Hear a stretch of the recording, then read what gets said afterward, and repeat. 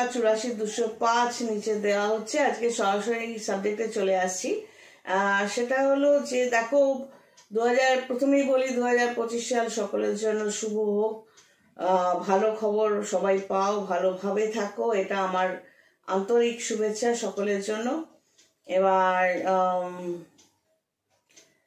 ওই মাখো মাখো কথাগুলো, মানে গুছিয়ে টুচিয়ে কথাগুলো আছে না, উইশ করা, আমি আন্তরিকভাবে বললাম, আর ফেটিয়ে বললাম না। তো 2025 সালের 25শে জানুয়ারি পৃথিবীর সাপেক্ষে, পৃথিবীর যে সোলার সিস্টেমের মধ্যে রয়েছে, পৃথিবীর সাপেক্ষে অন্যান্য কিছু প্ল্যানেট জ্যোতিষের আঙ্গিকেও, কিন্তু জ্যোতিষের গণনা যেটা আমরা করি যে পৃথিবী কোথায়, কোন গ্রহগুলো কোথায় অবস্থান করছে, সেই হিসেবেও আমরা দেখছি। এবং আরো অনেক জায়গায় অনেকেই বলছে যে কিছু প্ল্যানেট কিন্তু তোমরা পৃথিবী থেকে খালি চোখে দেখতে পাবে। তার মধ্যে শনিও আছে, মঙ্গল আছে, বুধ আছে, রবি আছে, চন্দ্রও আছে। তো এটা জানবে যে এই ধরো এটাকে যদি একটা প্ল্যাটফর্ম ধরি, তো এই প্ল্যাটফর্ম সেটা এরকম হতে পারে, এরকম ভাবে হতে পারে, এরকম ভাবে হতে পারে। তো এই প্ল্যাটফর্মের মধ্যেই মাঝখানে সূর্য, তার চারপাশে বুধ, তার চারপাশে শুক্র, তারপর পৃথিবী প্রত্যেকে নিজের অরবিটে ঘুরছে। এবার পৃথিবী যে ঘুরছে, এখানে পৃথিবী নিজের চারদিকে ঘুরতে ঘুরতে কিন্তু এইভাবে সূর্যকে প্রদক্ষিণ করছে। আর এই পৃথিবী যে নিজের চারদিকে ঘুরছে, তার সাথে সাথে চন্দ্র এই লম্বালম্বি ভাবে পৃথিবীর সাথে ঘুরছে, কারণ ওটা পৃথিবীর সাথে অ্যাটাচড উপগ্রহ। তো পৃথিবী এই চাঁদ সমেতই কিন্তু সূর্যকে প্রদক্ষিণ করছে।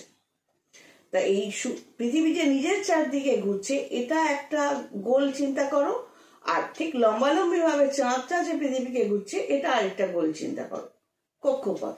তাহলে দুটো পয়েন্ট ছেদ হচ্ছে, এই অরবিট আর এই অরবিটটাকে, এই যেটা উপরে সেটাকে রাহু ধরা হচ্ছে, আর যেটা নিচে পয়েন্টটা নোটটা সেটাকে কেতু ধরা হচ্ছে। তো এই পজিশনে পৃথিবী আর চন্দ্র একসাথে সূর্যকে প্রদক্ষিণ করছে। সুতরাং পৃথিবীর থেকে চন্দ্রকে দেখা যাবে। সূর্য এক্সেসিভ বড় বলে সূর্যকেও দেখা যাচ্ছে, কারণ সূর্যকে পৃথিবী প্রদক্ষিণ করছে। কিন্তু অন্যান্য প্ল্যানেট গুলোর দূরত্ব কিন্তু কম বেশি থাকে, এত সহজে কিন্তু কাছাকাছি এরা থাকে না।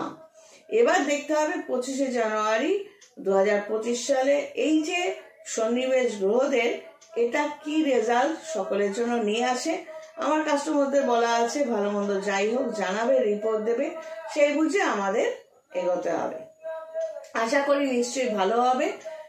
আর এই সমাবেশগুলো, মানে এই যে একই জায়গায় গ্রহদের সন্নিবেশ, কিরকম যেন মনে হয় যে এগুলো মানে কিছু ভগবান বসে নিজেদের মধ্যে সলা পরামর্শ করছে।